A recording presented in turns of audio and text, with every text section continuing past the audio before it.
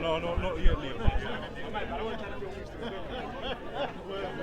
No, wait, tell my man why I'm here. If what I'm trying to film, I arrange a discussion with you right now. I don't film if they don't want to be filmed, you know, mainland. Hey, make sure you don't film man, you don't want to be on. No, I get the other side. You have to wait until 10 minutes if you want. Both of them. Go from this side, though. Tell them to wait 10 minutes. Have you want to do something? To wait 10 minutes. Yeah. Are you doing something already? Yeah. It's gonna get somebody to film it.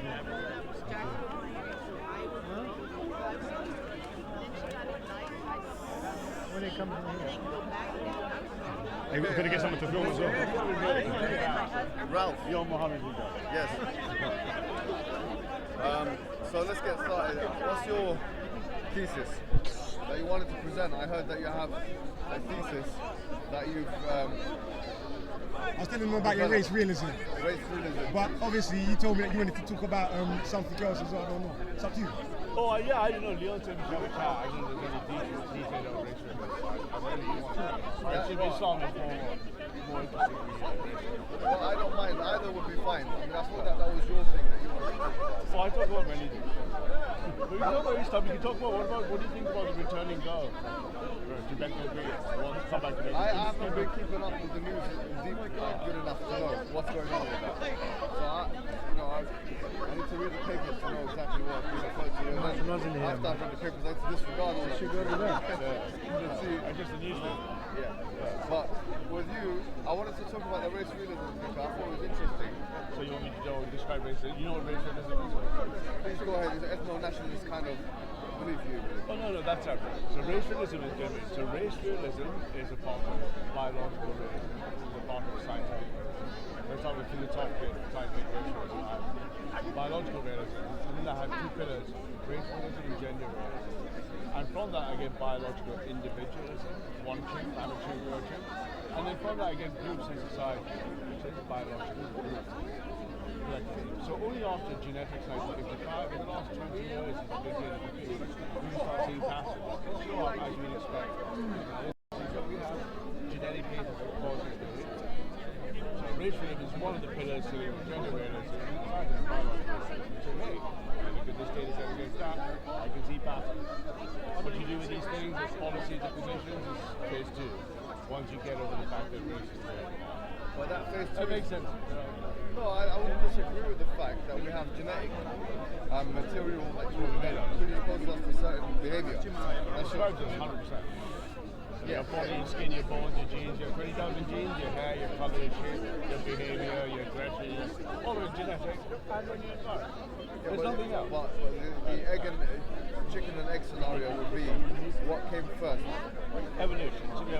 What I mean by that, what I mean is, it goes to the nature versus nurture debate. So the discussion of is it inherent or is it superimposed? In other words, is it something you're born with or is it something that you were given? Well, something you're born in that just didn't come about by magic. So 6.2 million years ago we came from chimps and spread. We have a history of genes that became this. A 20,000 digit pin code? No. And that's where we are today. Behavior. Yeah, it comes from that's where we are. Behavior. Your behavior, is it as a result of, are you born with that behavior? You're born with your genes and will then be expressed in the environment. Yeah, no, but then you can't make that claim. And that's what happens. No, let me tell you why I can't make that claim. With ease. It would be nice to say that, yeah? It would be fairly reductionist to kind of say that. But it's not tenable as a generalizable statement. Because it doesn't take into consideration the fact that you can have environmental factors supervening on yourself as a person, right? That then produce X behavior. Right. So you don't know what causes what first. There's not a way of predicting an individual trait. You don't know what causes what. You don't know whether you're born with that behavior or whether you are caused to be like that because of the environment. No, we're making a deeper claim saying we're not using it to predict what one chimp is going to do, but we can look at group behaviors and the data is there. Yeah, but is the group behavior, is it as a result of the inherent characteristics of the person, The genes and environment or in the dog. is it as a result of that interaction between? So I think a great way to think of it, you're born with 20,000 pin codes, you live for 80 years, and your pin code's going to express itself in the environment every day for your 80 years. No problem. And then you're going to have children, and you're going to mix the genes again, and off you go again. Biological determinism is totally reductive because it doesn't take into consideration factors that can then be translated into genetic data. But I'm not claiming or arguing for biological determinism. Let me give you an easy example, right? Your case seems to be one of biological determinism. No, biological realism or determinism. But I'm it a is computer scientist. deterministic. We don't have such deterministic models. I'm a theoretical computer scientist. We have no such process of determinism. So biological determinism would be a subcase that we don't have such. No. I'm not talking about computer science. I'm just saying that if you're saying that genetic data is the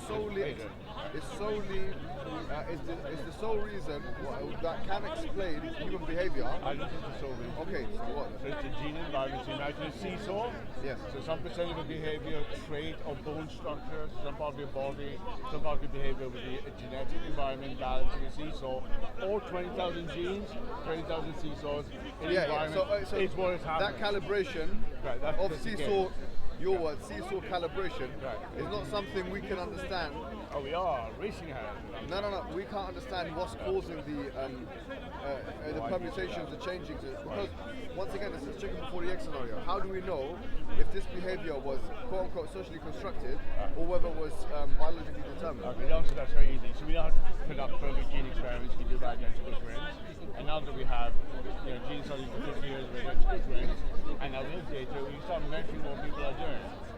So we can measure it now you're going into social sciences, yeah?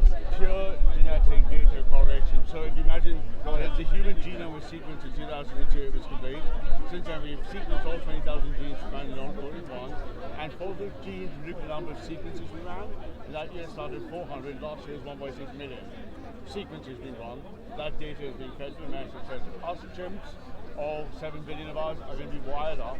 And we're going to use determinism based on scientific evidence. Are we being deterministic? No. We don't have to computer science model to be deterministic. You're confusing what I'm trying. My interrogation it's not this. What's your overarching claim? Your overarching claim is that your genetic disposition is it describes human behavior, yeah? No, our claim would be, our intellectual claim that overarches the technicalities would be that because and only through a biological version of realism, gender realism or race realism. So maybe gender, not to be controversial. What is gender? Sorry, what's gender? Men and female. Okay, Men and women have, for example, men and women have different IQs. Is this data moving up that we've never had before is going to give us ways of solving problems in society we have not been able to. The issue, let's be frank and honest, because this line of reasoning leads us to certain claims about black people and all sorts of people, white people, black, all colored children. Let's use the example of let's be frank and honest. Let's use the example of IQ and race. Okay, two things. Okay, so I'm not going to put into this analysis right now all other variables. I'm just going to keep it as reductive as that, right? We know from data analysis, let's say, some would say that black people have a lower IQ than the group average, yeah? Yes. Now, if we take your version of events, looking at the genes, etc., data, or whatever, as indicative of identities in this way, then in that case you could easily make the claim, well, therefore, white people are more smart than black people. Well, the entire, for example, United States college admission system is based on the fact that you have quotas based on SAT. The SAT is a class of IQ test. What's your, where are you from originally? Sorry. My dad's Indian, my mom's Indian. Okay, so what's your view on that? My question is, my own person. Yes, do you think it's, let me be frank and honest. Do you think it's a fair statement if I say white people are smarter than black people? Yeah, but white people aren't the smartest. No, I'm not saying that they're smartest. I'm just asking a question. No, just making sure that white people are the smartest. Is your view that white people are smarter than black people? They are. Yes, they are. Okay. No, no problem. And you believe that? and you believe that, I'm happy that you're and your view. Check my little sister. Listen, and your view is based on the fact Yeah, data, right. of the IQ test. Okay, there are All lots the of, IQ tests. there's lot, SAT, there are lots of issues with this. Let's use this as the example. Let me show you why this is a problematic thesis. Yeah. The first issue with this is that you're assuming. Yeah. First, let's go with the IQ testing. IQ tests are not a perfect measure. Number one, right? They're based on logical tests, mathematical tests, and linguistic tests. With the SATs and the GREs. Yeah. And by the way, and they're based on a kind of psychology. The SATs like it. Right? It's a pedagogical approach Correct. to understanding human intelligence. Yeah, the best predictor we have. Yeah, it's not. You're using these words. The best predictor does not mean the best. The best predictor is comparative to other social science models. Right? That's number one. So Number two. Tomorrow, Mohammed. Now, If let you me tomorrow just. you had a heart attack. Let me just. You wouldn't want a continue. low IQ heart surgeon. Let me continue. Yeah. Let me continue. Number two, what you're not understanding is the idea of environmental factors. Yeah? So obviously someone could turn around easily and say to you, the reason why black people score lower on IQ tests than white people is because number one, they've had less opportunities with IQ tests and with, let's say for example, those component parts of IQ tests, and that's a result of the environmental factor. And that's generational because of slavery and the institution of slavery and colonization and so on. Yeah, but all these words must collapse into the gene. But do you see what I'm Right? They No, no, must but- still collapse into the gene. So what's supervening onto what? My question is the environmental factor supervening? Everything is a balance. No, hold on. Is the environmental factor supervening on genetic data, or is it genetic data that is supervening on extraneous environmental The data? better way to think of it is a constant dance, left and right. No problem. Even if That's it's what's happening. yes. Dance, dance, dance. Yeah. So no issue. But then you're going into a kind of neo-Lamarckian evolution. Yeah. That's a problem, and I'll tell you why, because you used the word evolution a few times, yeah? Oh, yeah. And the Lamarckian approach would suggest, like, the giraffe, when it stretches its neck, yes? When the giraffe stretches, the neck gets longer and longer, yeah? And then that genetic information is then transmitted to the offspring, which is then transmitted to the offspring and so on. But neo-Darwinian evolutionary models are not in exact tandem with that kind of a thesis. So within evolution, biological information, it's not as if there's a consensus on that kind of No, understanding. but if today. you took your saliva and you sent it to 23 So in other words, your history maybe became let me give you an example. back down Hold to on. the show. Let me give you an example. Another example.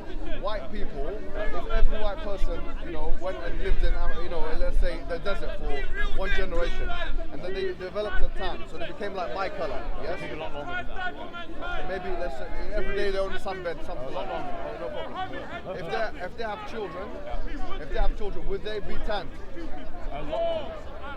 Would they? So that, no, but your inference is equivalent to saying that, because you're saying that. Now, let me tell you why.